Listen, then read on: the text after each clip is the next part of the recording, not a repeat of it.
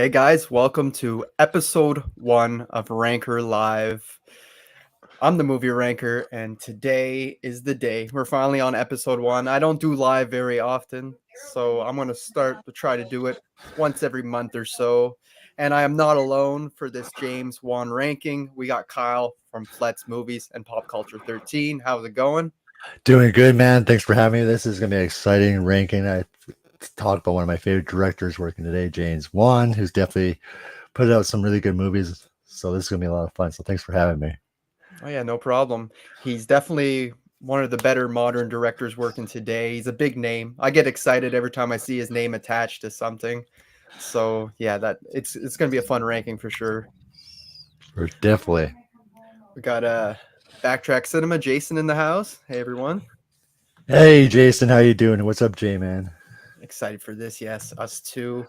I put together I just went on Letterbox and got the average of all the users on there, how they rated these films.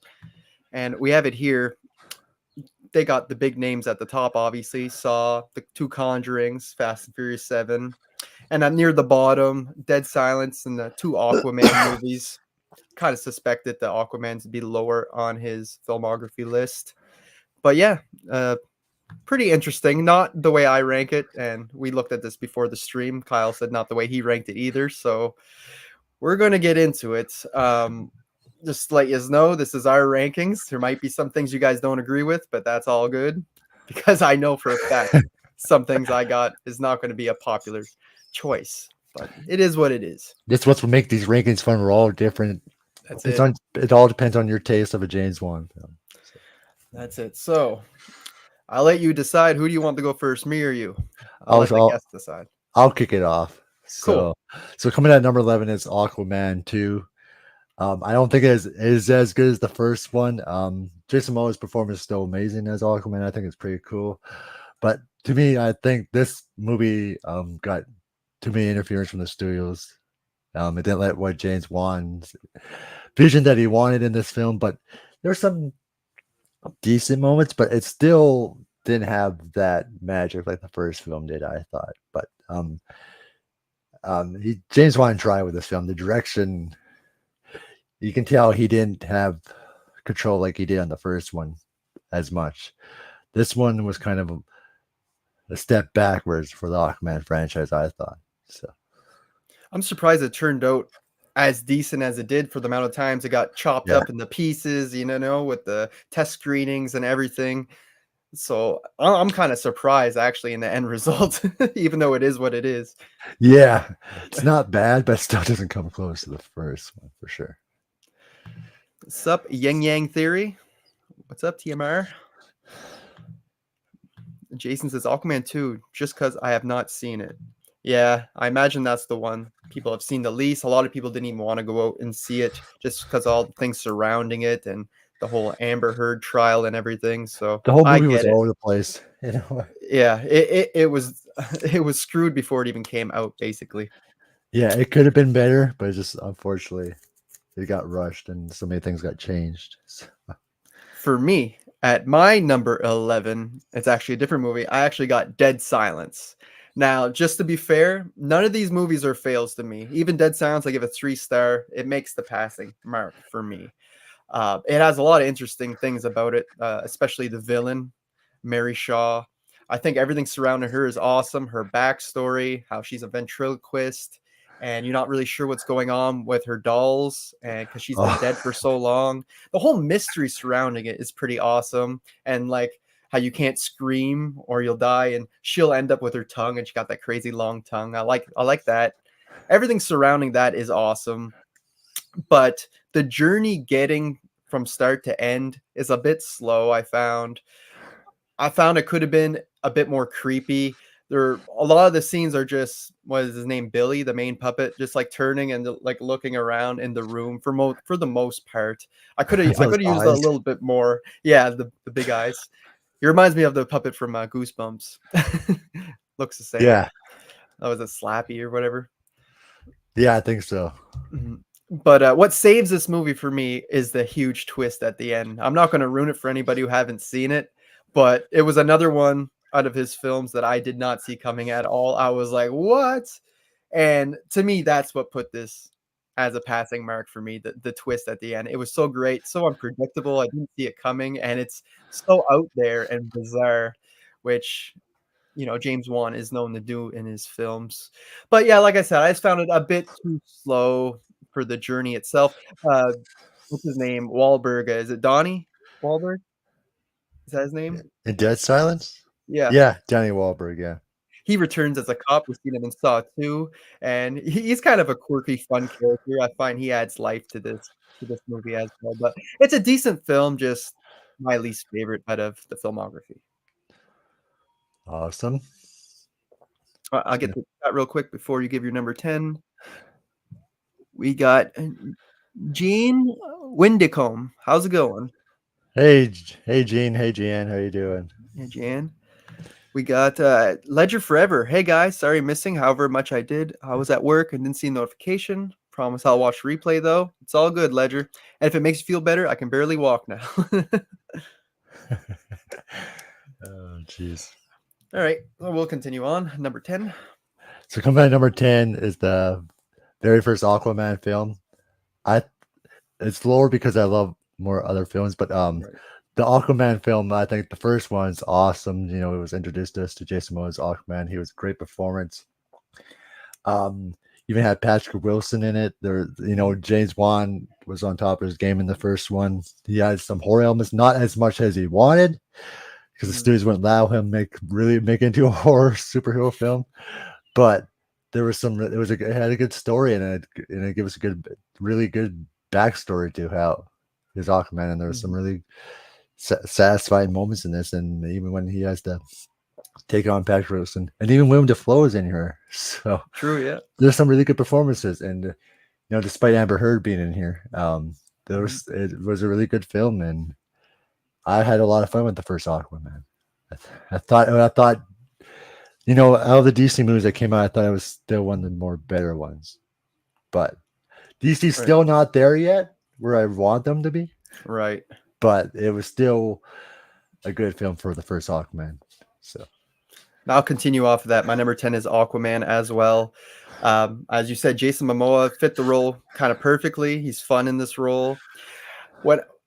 Just 15 years ago, I was going to say when I was younger, but even 15 years ago, I wouldn't believe anybody if they said there would be a live action Aquaman movie, because it just seems so weird and silly to me to make it a live action, kind of a serious that's scale. right. Dolph Lundgren's in here too. Thank you. Yeah. Jason. Yeah, he's in there too. But they pulled it off. They had fun with it. It was serious, but it was silly enough too. They knew how to balance their tone. Like when the two brothers are fighting, and then you get the octopus playing drums, little things like that, just enough, but they don't go overboard with the silliness or whatever. Like you said, great performances. Dolph Lundgren, Willem Dafoe, Jason Momoa, they're all great. Nicole Kidman, too, as his mother. As you said, great backstory for him. It does feel a little bit like reverse Black Panther. Yeah, it does. Yeah. And like a family member coming to take the throne and all this stuff. We kind of seen that before, but it's still done well enough. And yeah, I enjoy Aquaman. Awesome. I see Jason would put it at 9. Number 9.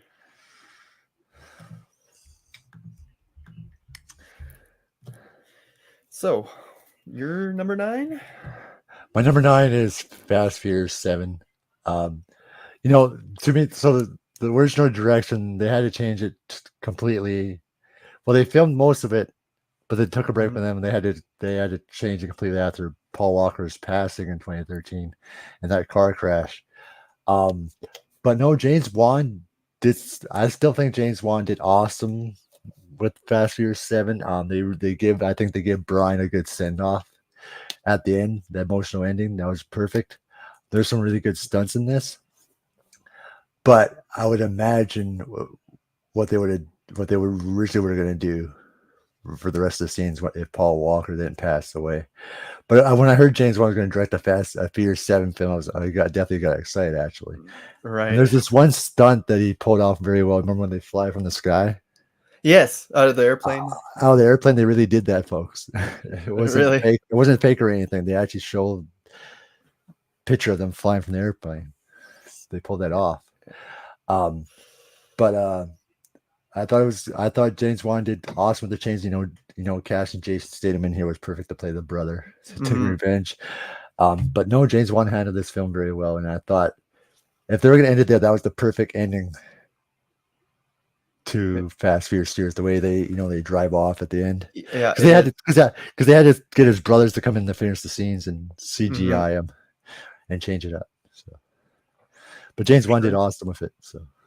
Yeah, not someone you would expect be hired for to direct a Fast and Furious movie, but he did it.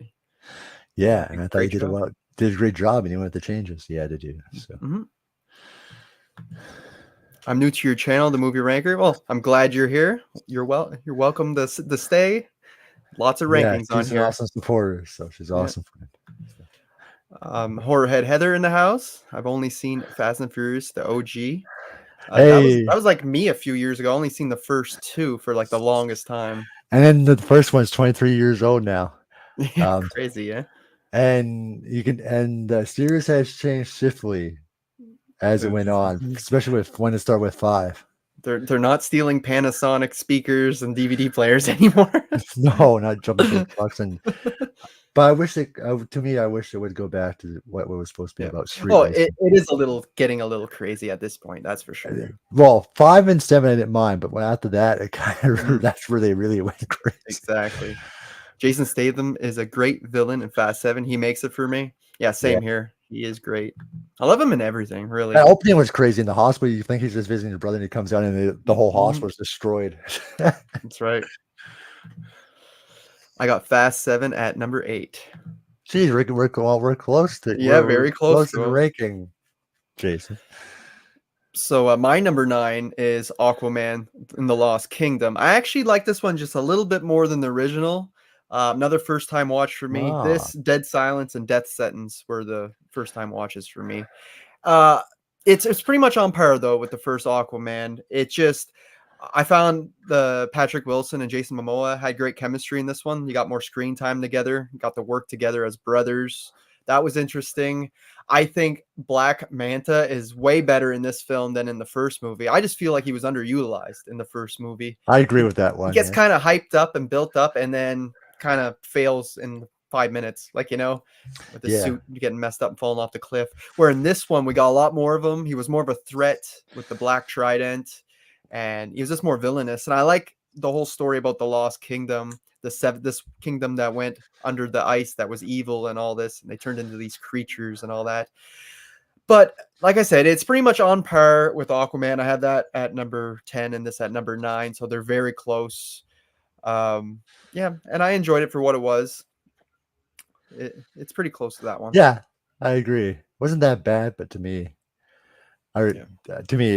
I still like the first one, but that's awesome that you have it higher. So this is what makes these rankings fun. Our opinions are differently on this. So, and I expected this one to be last before going in, so it kind of surprised me. Maybe it's because my expectations were so low. Who knows? Yeah, but that's cool that you have it higher. There's nothing wrong with that. That's what makes these rankings fun. So, if we all were the same, it'd be boring as hell. We never made it into the heavy hitters yet, so no, we're just still hitting the surface. No pun intended there. Yeah. So number 8. I'm just looking at my list. Okay, so I'm just reading it right. Just to make sure it is right. Oh, okay, yeah. So Death Sentence. I thought Death Sentence was it was a good thriller for James Wan directing more like a thriller, action thriller, more thriller it was. This one's with Kevin Bacon. If I remember correctly. Yep. Kevin Bacon. I thought the performance was good. I thought it was a great thriller. There were some really good scenes in this. Because you don't see thrillers like that anymore, like that, the way he shot it. I think it kind of paid homage to those thrillers in the 70s and 80s. Right. Put his own spin on it. I thought it was great. The performance was great. The ending shocked me, I thought. And he did a great job with it, Death Sentence. And I think John Goodman was also in this too, if I remember. Yes, he was like one of the mob bosses or whatever. Mob bosses, yes, and he did an awesome job with Kelly Preston, who we lost a few years ago. So there were some great moments in this. I recommend it. I recommend anyone who hasn't seen it is go watch it. It's an underrated thriller, I think. So, Yeah, I'd say this is his most unknown movie, like most overlooked. Most people don't even know it exists. no, they don't. And there's some really graphic violence in this too. There is. It's gritty. It's reminiscent of like Death Wish from the 70s, kind of that Yeah, style. yeah, that's what it reminded me of. Death Yeah, Wish. like the gritty thrillers of the 70s. Yeah, and very brutal ending, I think. So- That's my number 8 as well as Death Sentence. So we're on Oh, the same page here. we actually matched this time. So Yeah, a first time watch, like I said, and yeah, I really enjoyed this. Kevin Bacon has this interesting character where he's he's pretty much got it all at the start. A great family, great job. He's like, I forget what he is, like an analyst or something like that. He yeah, works in like a skyscraper, and something happens to one of his family members, and he just goes on this grief-stricken revenge yeah, tale to take out all these bad guys who did him wrong and his family. And they kind of go back and forth doing things to each other, and it's really fun to watch. But yeah, his character really descends into um like he goes in really bad shape in a really dark place by the end. You like when he's shaving his head, he just has like clumps of hair in the back and everything, and he's like arming himself. And he doesn't uh, even care about life anymore at the end about his life. He's just on a mission. So yeah, it's really like Jason said, it's riveting it in the is. I comments. agree. It's it's gritty, like you said. I like when he's like shooting with a shotgun, is blowing big ass holes in the wall and shit. Like it's Yeah, really fun action in here. One scene in particular is the whole parking garage scene where he's getting chased, and it's just shot really well. And he's like climbing and going around cars and everything. It's just really fun to watch. The only reason why it's probably a little lower on my list is because I've seen a lot of revenge flicks, and this isn't exactly my favorite, even though I really enjoyed it. There's other ones I still prefer over it, but if you haven't seen it, definitely check it out. It's definitely worth your time. And John Goodman has a really fun role in here, that's for sure. Wasn't expecting to see him. I agreed. And he always plays his role so well. He's a great actor. Oh yeah, you don't see him enough anymore. No, Insidious 2 is my number 7. Death Sentence is based off same books as Death Wish. Well, that would make sense why it seems similar. I similar. haven't even seen the original Death Wishes. I only seen the remake with Bruce Willis, but I know the idea of it, right? Right. But yeah, definitely check it out if you haven't seen it. Awesome. So what are we at, 7? Number 7, yeah. Okay. Shot in one take. Is that the parking garage scene you're talking about? Perhaps. I I remember think it was. so. I think it was a really awesome, thrilling scene. Because there's a scene. Yeah, I think that is the scene. Because there's a scene in there that's shot in one take. You can tell Mhm. it's all done in one shot. Which I love those shots. You know how they just used to one follow you. Right, tracking shots. Just like they did in Halloween. I know we're going off track, but going off. Really, remember what they did in Halloween 2018 when Yeah. Myers bumps into those kids and he just goes off walking, Yeah, you see him in the back of the house, then in the house. and then It's comes awesome. behind her and kills her. So Yeah. Yeah, one of my favorite parts of that movie. that actually is hard to shoot, people. That is hard to shoot because you gotta Mhm. shoot. It's one of the hardest shots they ever do in cinema because they gotta go backwards, frontwards, just the. And what's that? 1917, wasn't that a movie that was like entirely looked like a one shot, but they cut a few times, but you Oh, can't because tell. he's always running too. Yeah. So Yeah, it's impressive. It's becoming something more popular nowadays. for sure. My number 7's also Insidious Chapter 2. I still think this is a good sequel to the follow-up. I think the first two Insidious is very strong. I'm kind of a hit and miss after the Insidious movies after the fact. Right. Especially with the newest one that came out. Red Door. Red Door. That is not what I was expecting. It's pointless. That's the shitty part. And I'm not hitting on Patrick Wilson's directing because I thought he did a decent job with it. It's the story wise that's kind of off. But no, Insidious Chapter 2, I still think it's amazing. It's amazing follow-up to the very first Insidious. They continue the story with the Lamberts. And there's some really scary moments in there, and I love the score that he uses, the camera work they use in Insidious Mhm. Chapter 2. I love how they bring back Elsie back, um, played by Lynn Shay. Oh, Elise? Yeah, at least, yeah, Yeah, that's what I meant to say. Um, but she does an amazing job. There's some, especially the lady that that when they walk into the room and they see that ghost type mom talk to her daughter, "Don't you dare!" yeah, yeah, the white um, dress one. white dress. And then the ending, they kind of make you feel is if he's all right at the end, if he's not still possessed or not. Mhm. It's hard to tell the way James Wan shoots it and how the performances are. But I still think this movie has one of the best endings ever. At the ending where Elise and the two guys go visit the family at the end, and that Mhm. young girl is the young Jenna Ortega, by the way. Right. Yeah, before she became famous now. So Mhm.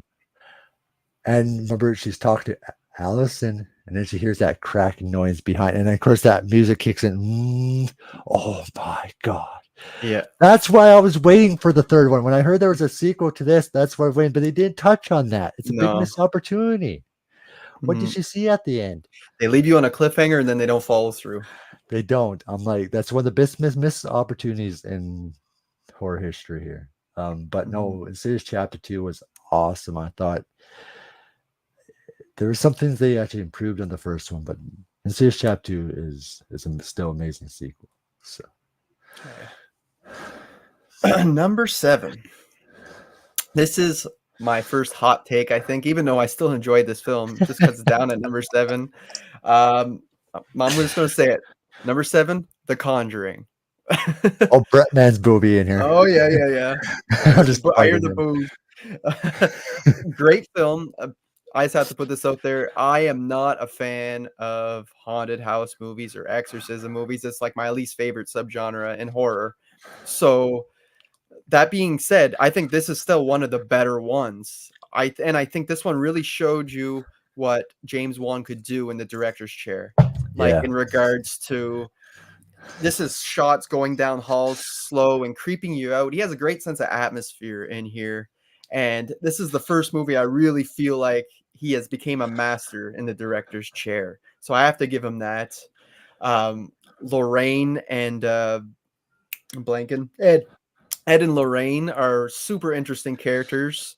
Love their relationship and everything they've been through, and trying to figure out the little bit of mystery behind Lorraine, what happened to her in her past involving an exorcism.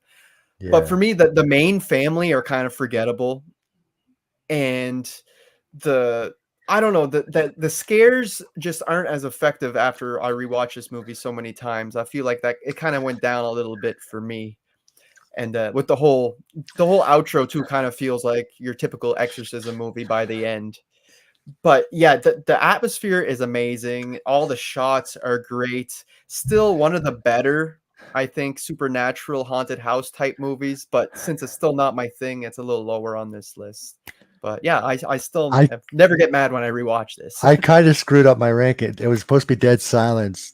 Was my supposed to be previous, and then Insidious. Oh well, I can talk about Dead Oh, Silence now. yeah, So it was supposed to be switched around, folks. I just realized I read it wrong. for your number 7, you mean? Yeah, Okay, it was supposed to. So Dead Silence was supposed to be my number 7, and Insidious was supposed to be my number 6. But Sadie's oh well, chapter 2. since Oh, it's chapter. fine. Oh well, I kind of screwed it up. But anyway, I'll talk about it. So my number 6 was supposed to be Insidious Chapter 2, but okay. So anyway, we're at my number 6 was Dead Silence. You know, it's supposed to be switched around. Dead Silence um, is underrated out of the James Wan horror, but there's some decent scare moments. The doll, there's some creepy moments with the doll, Hmm. but I still think there's certain things could have been done much better. Um, but James Wan is still on top of his game at this point. There's some really good sequences. The twists Hmm. really shocked me. Um, uh, but yeah, that's a good hot take, by the way. But no, dead silence is, I think, is very underrated. There's some really creepy moments. Um, the doll is creepy. I just wish the doll was a little bit more creepier, just a little bit more creepier.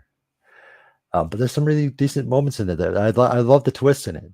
It was very Oh yeah. underrated, but there's just certain things that could have been done just a little bit better, I thought. But it still was a fun James Wan horror film. So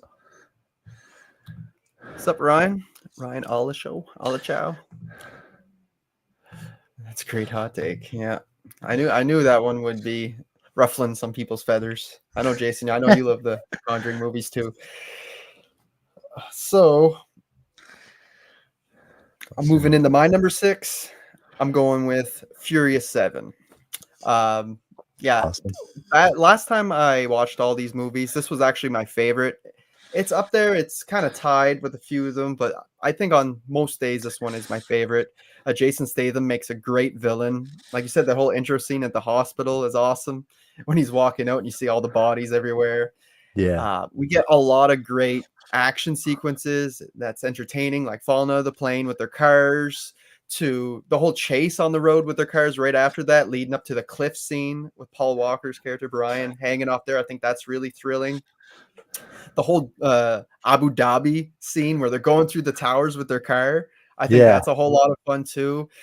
It's borderline over the top. It's like right on the line, but they don't cross it yet. I feel like that's more with part 8 and 9 and 10, where this one is like they went as far as they can go without kind of pissing me off or making me like roll my eyes. Overdoing it. Yeah.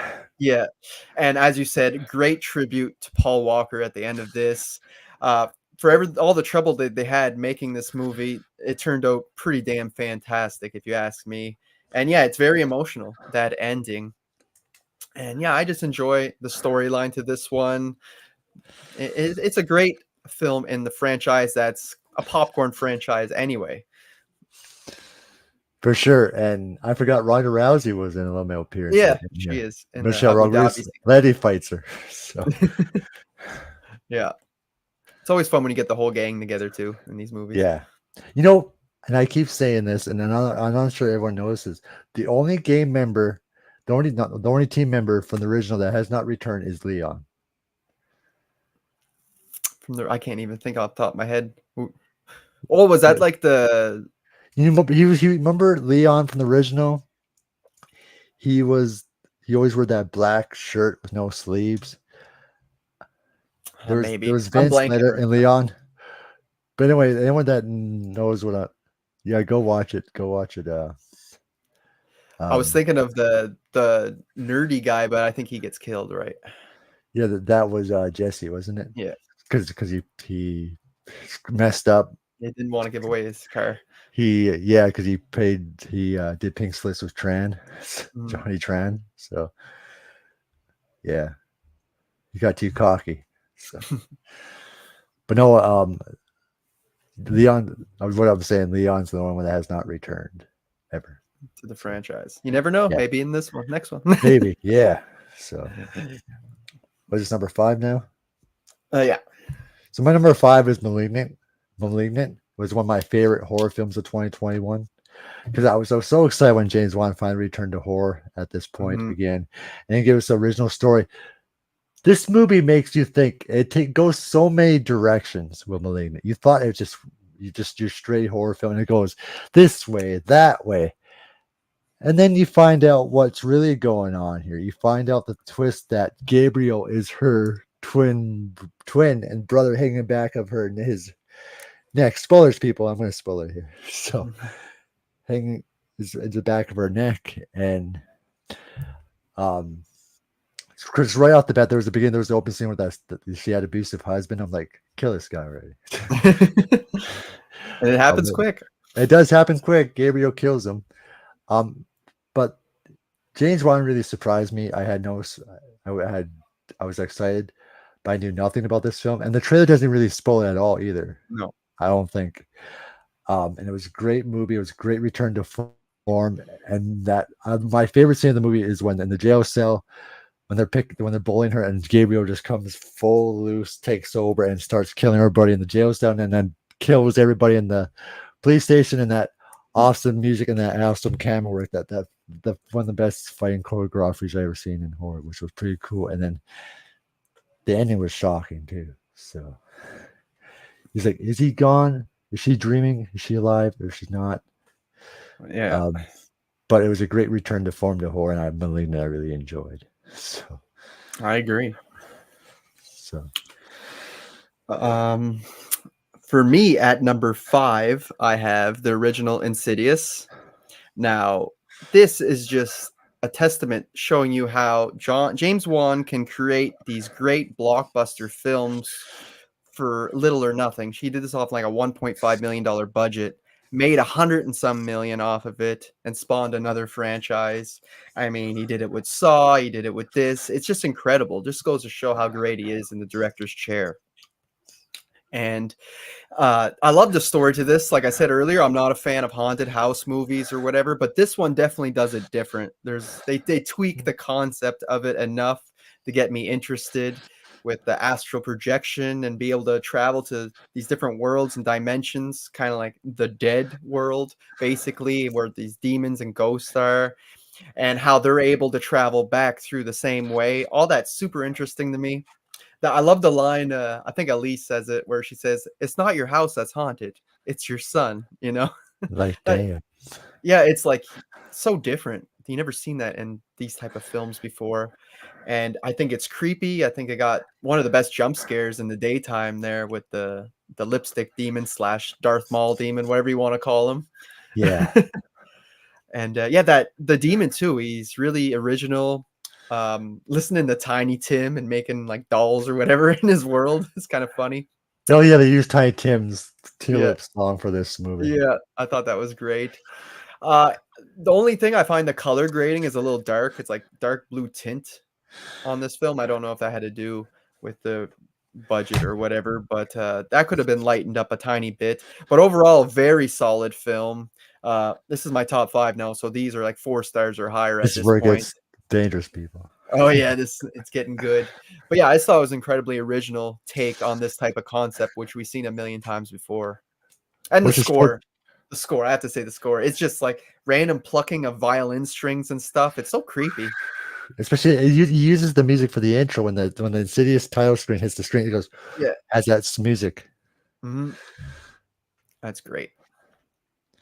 I feel Awesome. bad for Rose Byrne's character, the mom in both these movies. Like she Oh, keeps she's getting left home alone to deal with all this shit on her own. yeah. Especially as yeah, we'll get to that. Especially in the first one. Yeah. The second one she even suffers too. I forgot to mention that. Yeah. Um, But yeah, Insidious number 5. awesome. So coming up number 4 is The Conjuring 2. The Conjuring 2 is amazing sequel. James Wan is back in the helm. I mean, it's in a different setting instead of the haunted houses. It's a different setting.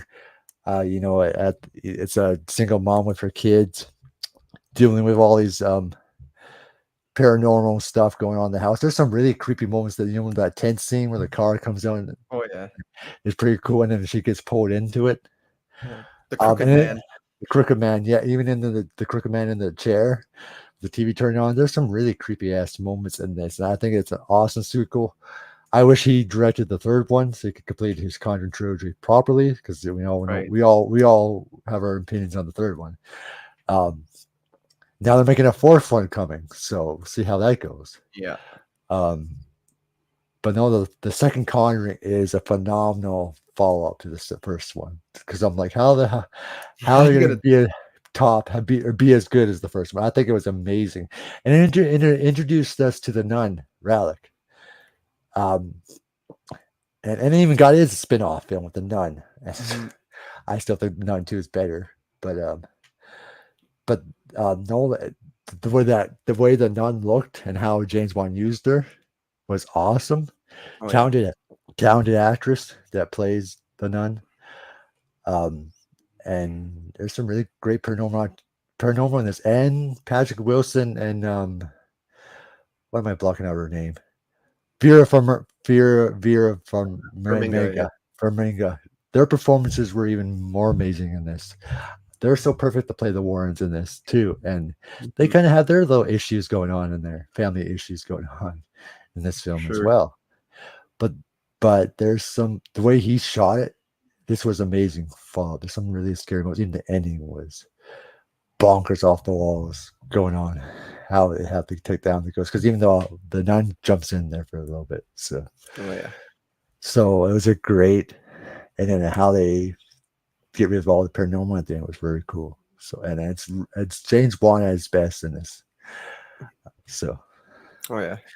For sure. great, and I thought the script was very well done. The dialogue on this was very cool. So Jason's number 6 is Saw. Ooh, far down.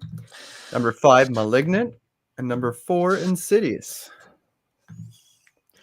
Serious is 14-year-old movie now. I can't believe that. Crazy. Time's going so quick. Yeah. I thought it was like a 2007 movie, and it's 2010. I'm like, what? Yeah, so it really kicked off the point. I think it's what between this and the con, it really kicked off that paranormal Yeah, modern movies take. we got for a while in the 2010s. At least he was making high quality ones. Yeah, he was making really good ones. His is the best ones. And at my number 4, I got Insidious Chapter 2. Now, again, I had this one quite higher than the original when I ranked them last, but on these rewatches, they're very close. Like I have the other one at 5 and the part 2 at 4. I can keep switching Insidious 1 and 2 Yeah. around. Just But depends how I feel. for a fact, they both work well together. You can watch these back to back, and the story is like one big, nice story. Especially all the added stuff they put in part 2. Like there's like time travel aspects when you go into the further, and he kind of messes with a few things from the first movie, which we didn't really understand what was going on in the first movie. I thought that was super clever. Josh character being possessed by the bride in black in this one, the woman in black. I think that is great. He's like almost like a Jack Torrance in here coming at them, trying to beat down the door and get to them in the basement. I think he does a great job as a villain in here, but he also has to play the good guy as well because his spirit is still good in the further, and that is all super interesting to me. Like you said, bringing back Elise as a ghost and still helping them out was really cool. The villains, I think, are probably a little bit better this time around with the mother Agreed. and the daughter slash son. The son was forced to be a daughter and to kill, which is the woman in black. I just think it was a more fleshed out backstory, and it was just more interesting. You still get just as many great scares, great atmosphere, and what's his name? Specs and Tucker are funny as always. Yes. And yeah, another And great entry. and one of them is played by Lee Winnell, the writer. Right. Yeah. So. Who appears in a few of Wan's movies, either as an actor or as a writer or whatnot. We even kicked off with James Wan first movie. That we're going to talk about in a little bit. So. For sure. So yeah, chapter 2 for me is number 4, and it is incredibly solid. It is good. I can even have this in the second one higher on. It just depends how I feel. Exactly. But today, my number 3 is Insidious. Insidious way back in 2010 when I first saw this. James Wan really created an awesome, scary paranormal movie. Nothing new really, like for story wise, because we've seen possession of kids and families dealing with the paranormal before, but he did something unique with it that was different than the rest. Mm-hmm. I thought, and the opening intro with that theme is pretty cool. I love the fact when Rose Barnes' character is walking through the house and you see the demon dancing and it plays the Tulips song. Mm-hmm. Beginning, because in reality we all know that Tiny Tim's music is actually pretty a good song. But they use it, they make it part of the franchise, they make it scarier than it really, really is, which is pretty cool though. Tiptoe with the tulips. Yep, the tulip. Yeah, and one of the scariest scenes when they walk into the son's room and you see the demon in the corner pointing. Mm-hmm. I'm like, geez. And even when I think it's either Specs that puts on the glasses and he sees the witch cross the hall. And of course, they have a really good jump scare when Patrick Wilson's characters talk to his mom's character, and then you see the Darth Maul type demon, the red lipstick demon, as they're called, behind him in the daytime. So you in the daytime too, you don't expect it, and it was right on this side of him. Even And when you know it's coming, they cut so many times from his face to his mom's. You're like, when is it gonna come? When is it and gonna it's come? still, I knew it was gonna come because okay, there's gonna be a jump scare, and it still to make me jump. I'm like, Yeah. seriously, because James Wan. Let's face it, James Wan knows how to use jump scares properly, and Mhm. not just cheap jump scares you could see a mile away just to get a Right. jump scare. He uses them perfection. He knows when to use them and when you don't expect them. So, and that's Mhm. how they're supposed to be done. Not Yeah, just they feel earned. that you earn them, and not just like, yeah, right. Mhm. Try Like, harder. not every 2 seconds. Not like Annabelle. No. So, but no, and the final act, when Elsie, um, so past the I think it's the old demon the lady that Right. possesses him at Yeah, at the the end. very The way end, she yeah. looks is very creepy. And then when Elise takes the picture and you see what happens in that, I'm like, damn, what a creepy ass scary ending that was. That is a good twist ending.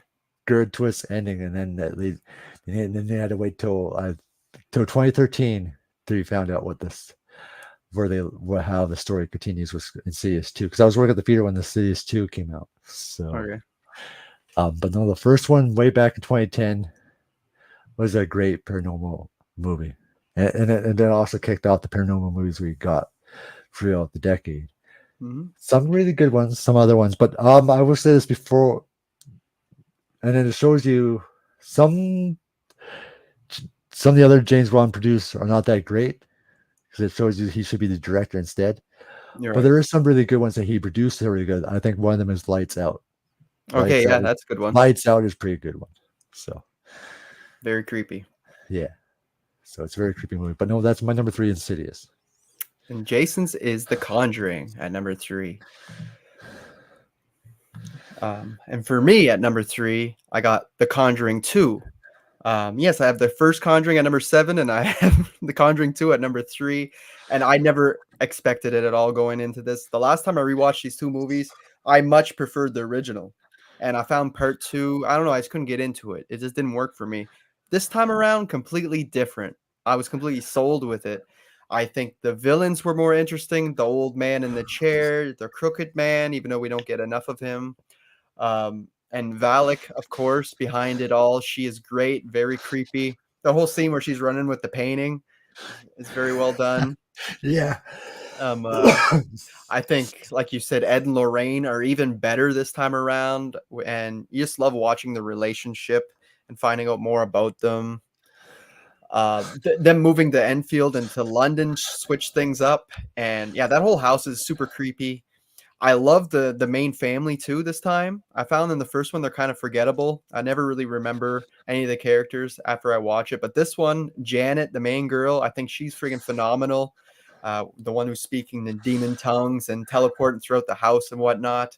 I think she does an amazing job. The actress and the character is very interesting, and the whole family, the mom, everybody. You're really rooting for them this time, and I feel like it adds more emotion, rooting for them and rooting for Ed not to die since Lorraine keeps having these visions of him getting stabbed. So I just find it's just a more juicy story this time around with better characters. I think better scares. The first movie had one really good scare with the clapping scene at the top of the stairs, top of the basement, probably the best in the franchise. But yeah, this There, this one also has some great scares. yeah.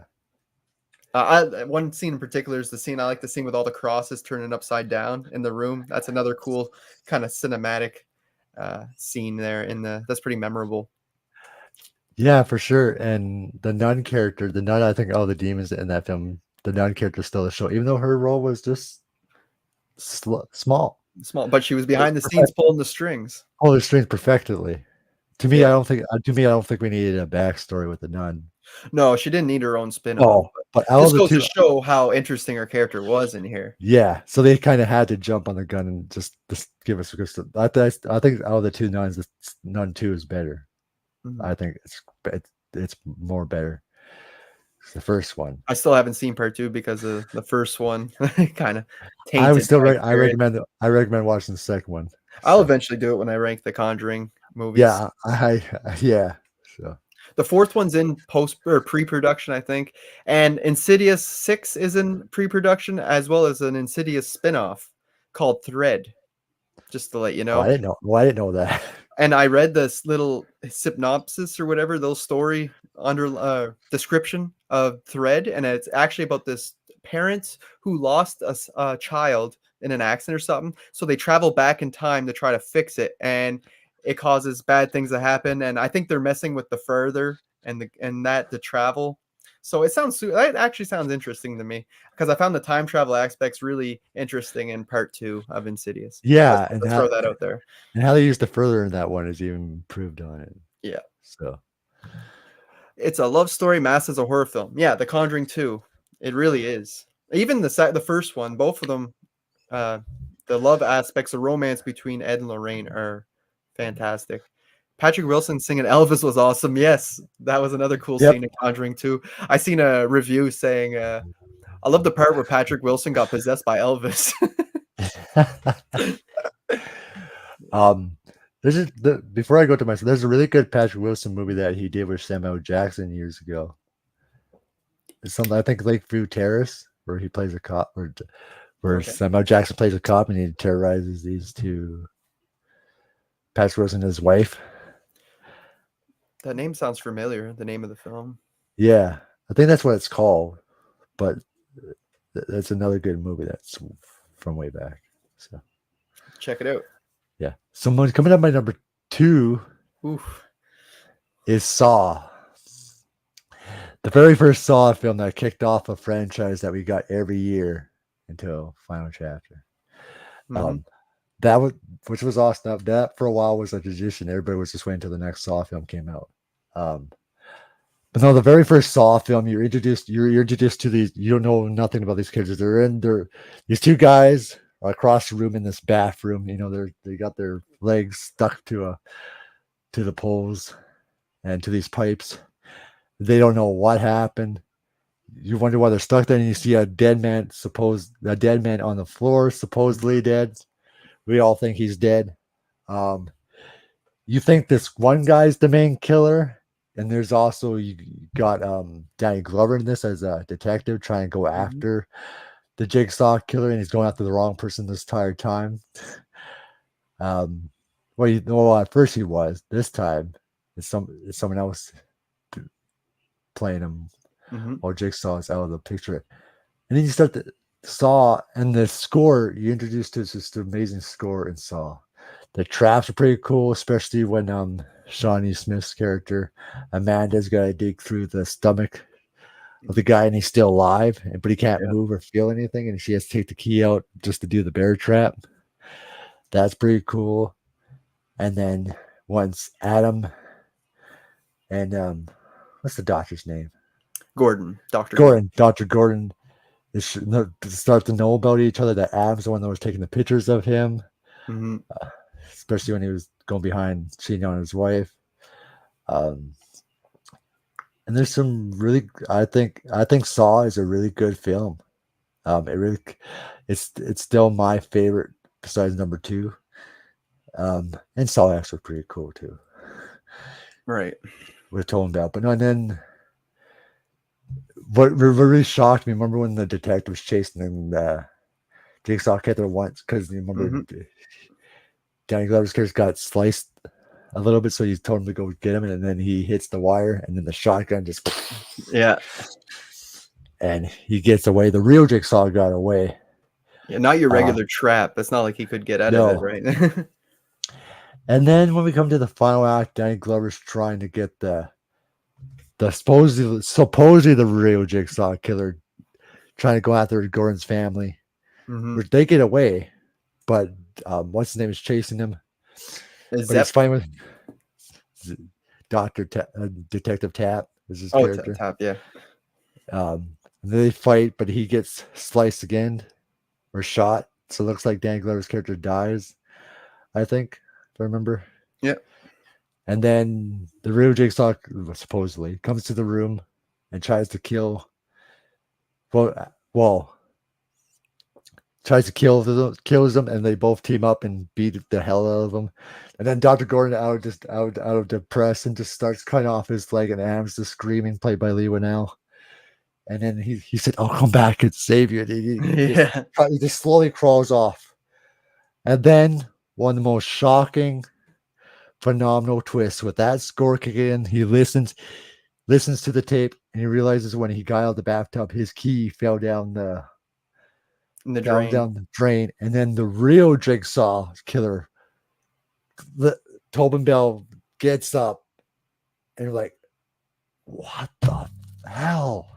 Yep. And then he shuts the door on Adam, and he electrocutes Adam, and then he says, "Game over." No, and everyone's like, everybody in theater at that time, what the hell? Mm-hmm. That was one of the most door best shock. slam. Game over in that voice, game over, and shuts the door. Mm-hmm. And that's how it ends. What a movie! If we didn't get a franchise, I would have been fine with that ending. Yeah, this is still a great movie. It's still a great movie on its own, and I'm like, Mm-hmm. wow, what a twist! Saw is still one of the best films. And then it came Saw 2, which Saw 2 is actually a pretty good sequel, I think. It is. And after that, it's up to you what you decide. Yeah. If it's good or not. But that's it. But I thought Saw X was decent though.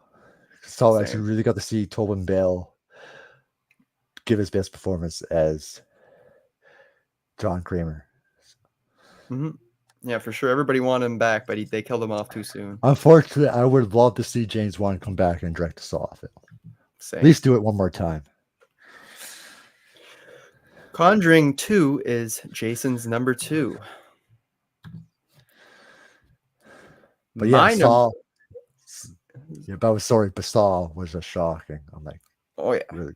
It's 2004. It's 20-year-old film now, by the way. It is. I remember the first time watching it. I was like in between going into high school. I was like leaving grade 8, going into grade 9, and we had this huge party.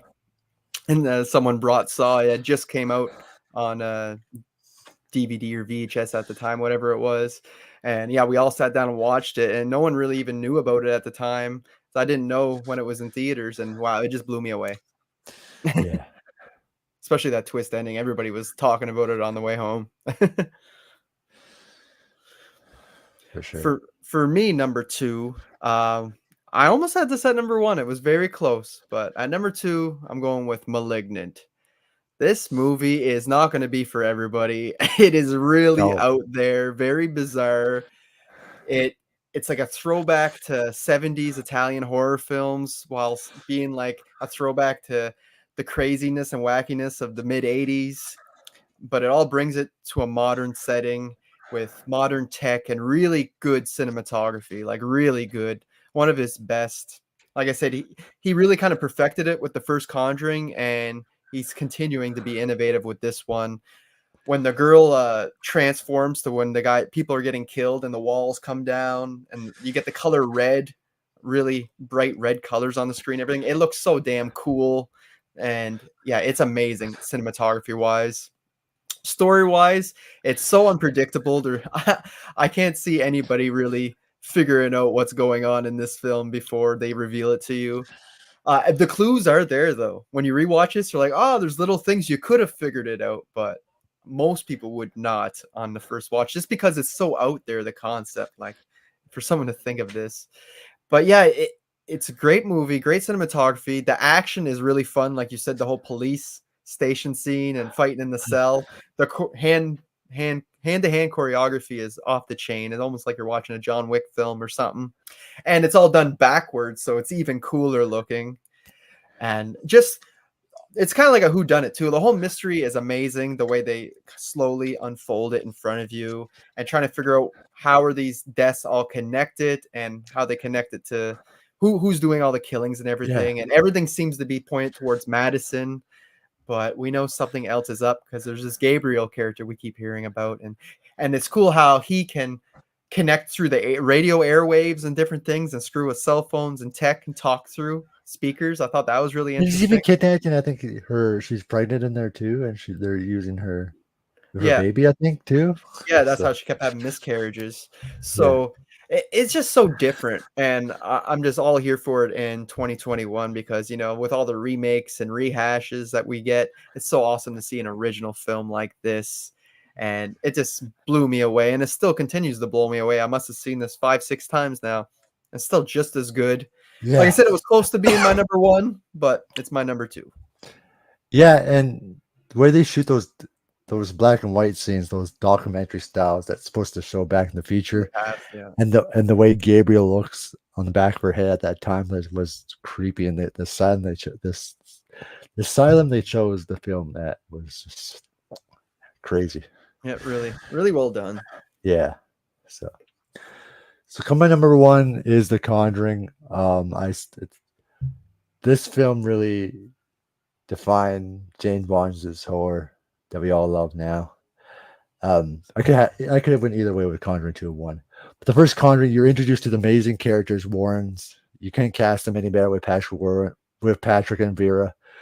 They're touching on the Amityville Hill horror stuff.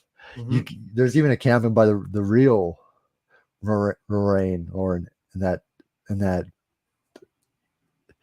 I think it's more like it's either they're talking or it's the conference scene they're having there. She makes a cameo Okay. in here. There's some really this is James Wan's writing at its best. And his direction in this is amazing. Like the best performance are the Warrens. Family's not bad. There's some really scary moments in it, especially when she's looking down she's in the basement, looking in the basement, and you see the clapping right behind her. It's my favorite. One of my other favorite scenes, and this is when James Wan's really good with his camera work. You see the wardrobe, but the way he shoots it, and then it finally lifts up, and then you see the demon on top of the wardrobe. That's another good scary scene too. Of course, they have to have a CGI tree in there. You can tell that tree is CGI with the hangings and everything. Mhm. And I was teasing Bretman the other day. That one detective I was teasing Bretman and Brad a few years ago when I did a watch party with them. You know the guy with the mustache? It kind of reminded me when Brad puts on the mustache for their skits. Yeah, I yeah. was only kidding, but that's what it reminded me of. if But no, there's some really good scary moments, and there's great camera work, and James Wan really did awesome with The Conjuring.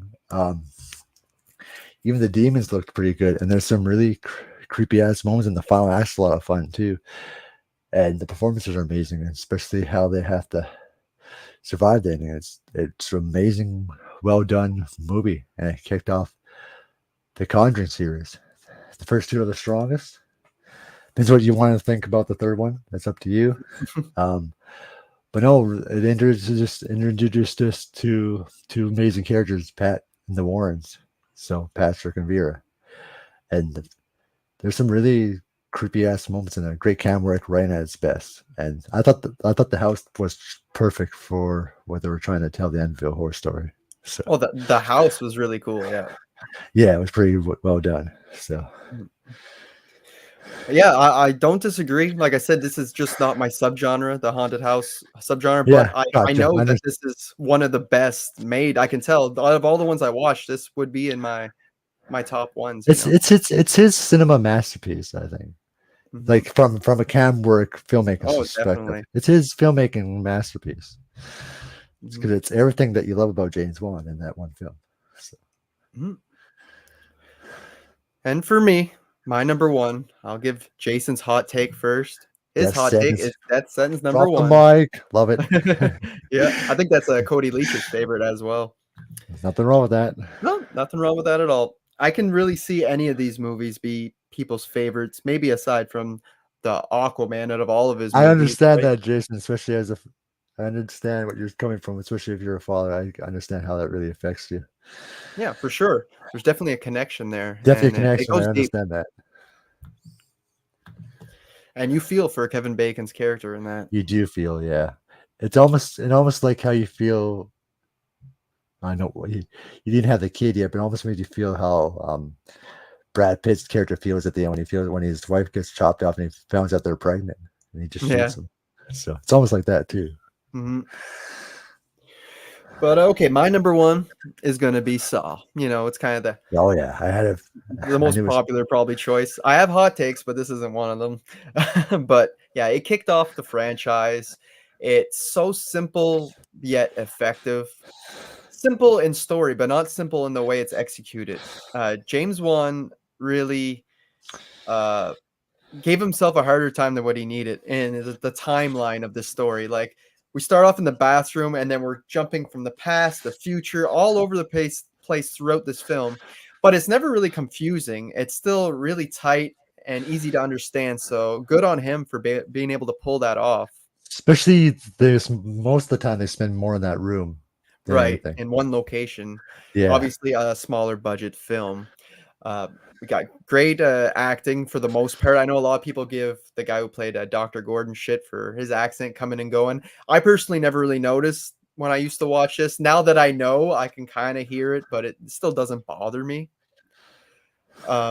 And Lee Winnell that is the other one in the room. As Adam, Feel yeah. always feel always feel bad for Adam throughout the sequels anyway, when you always see in his body.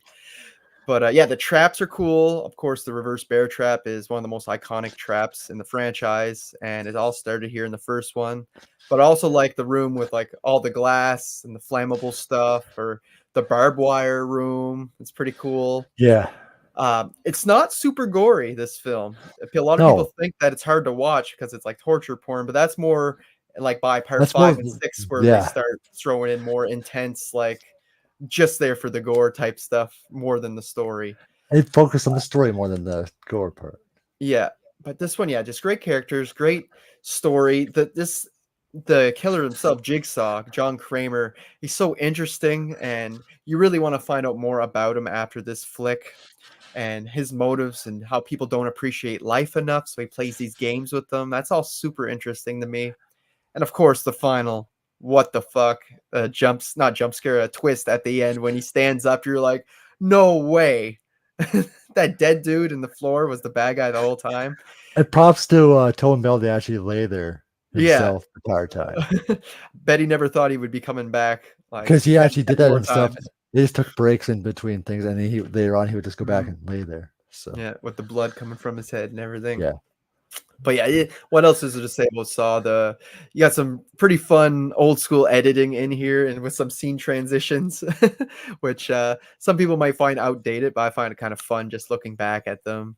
The score is iconic as well, still being used today. It's cool to see Danny Glover in here. It's another person I kind of always forget is in the Saw franchise, but he's right there at the start as the detective on the trail. So to me, Saw is number one in the James Wan ranking. And as for my Saw ranking, I go back and forth with this one and part two over the years, depending on my mood. The last time I ranked the Saws, I put part two just ahead of this one, but it's so close. yeah, and it kicked off one of the best director careers that we ever seen, James Wan in Yes. horror. Because Mike Flanagan, Ty West, and some of these other directors are just keeping horror alive right now. For the So, modern times, for yeah, sure. Mike Flanagan, especially Mike Flanagan, anything he touches just goes to gold. So Doctor Sleep's one of my favorites of all time. yeah, and if you watch the director's cut, you really feel is a sequel to The Shining. Shining. So And most days I even prefer it to The Shining, and that's a huge movie in that, itself. that's why I'm excited when Mike Flanagan is going to touch his own version of The Exorcist.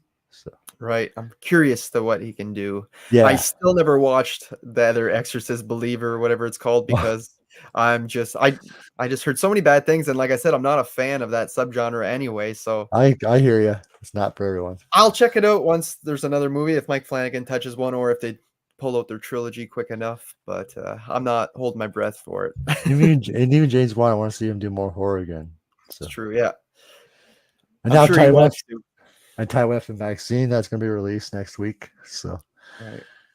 So yeah, there's a lot of interesting new upcoming movies to look forward to. for sure, and this was a fun ranking. I know Nick's going to come back on my channel, and we're going to rank all of John Carpenter's films. Yes, that's going to be huge. That's 18 films right there, I think. Yeah, 18 theatrical releases. I think we planned on the 14th on a Friday to rank those, so you don't want to miss that. No, It's going to be huge, man. it is going to be huge. And I got like 10 movies out of those 18 I haven't even seen before, especially his later catalog. I think the last film I seen of him was Village of the Damned in the 90s. Yeah, Village of the Dam. The remake was probably the newest movie I've seen that he made. But yeah, there's our James Wan ranking, guys. I hope you enjoyed it. Make sure you drop your rankings of all James Wan movies, all 11 of them, down in the comments section. I'd love to see them. Make sure you subscribe to Kyle's channel. I will have a link in the description. I might already have one there. I think I do, but if not, I will add one. And exactly how you spell it, how I have it in my name here. It's Yeah, right there. Just in case you're looking for it right now, it's right there. Like I said, check the description of the video. I'm pretty sure I have it in there as well. I'll add it in. If not, this is a lot of fun. I plan on doing live shows like this at least once a month. Try to get into the rhythm of it. They won't always be rankings. Sometimes top 10s, 5s. If I don't have a lot of time to go through something, it could be a watch party or a discussion. So there's lots of options there. I want to thank you again, Kyle, for coming on for the first episode of Ranker Live. Yeah, thanks for having me. And this was a great way to kick it off with James Wan. So this was a lot of fun. Thanks for having me. Definitely would love to come back on in the future again. And we'll see you on the 14th when you come back on my channel. So for John Carpenter. Yes. Anything else you got planned on the channel coming up? Well, later today, so in a couple hours, at 4 p.m. Mountain, 6 p.m. Eastern time on my channel. I'm gonna bring on Lauren from Online Sword of Lauren. We're gonna discuss found footage films. So that's gonna be a lot of fun to talk about. An overhated subgenre. For sure. I like it. And tomorrow on my channel again, I'll be doing an interview. I'll be interviewing Daniel Salzivar. He was the stunt coordinator on Saw X, and he's done stunts on other amazing films too. So cool. Go check that out tomorrow, and stay tuned for a lot of amazing, awesome stuff that's coming for July, like with Nick, and I'm also bringing on Davey Defray onto my channel next month. We'll be discussing, I think, top 10 scary moments in horror. So that's gonna be a lot of fun. Lots of great content coming up. Yeah, so stay tuned for that. There's other stuff I haven't announced yet. So, and as for me, well, I don't have too much planned aside from the John Carpenter ranking on the 14th. I will try to squeeze in something else though before that time. Perhaps the new Mad Max movies. Perhaps I'll rank them since I think the Furiosa went on digital now, so I can actually watch it. Never got to get out in the theaters much lately, so want to check that one out for sure. I just have to check that out too. Sweet. So yeah, that's all we got for today. I hope you guys enjoyed it. Make sure you like and subscribe to both of our channels. And until next time, guys, thanks for watching. Have a good day, everyone.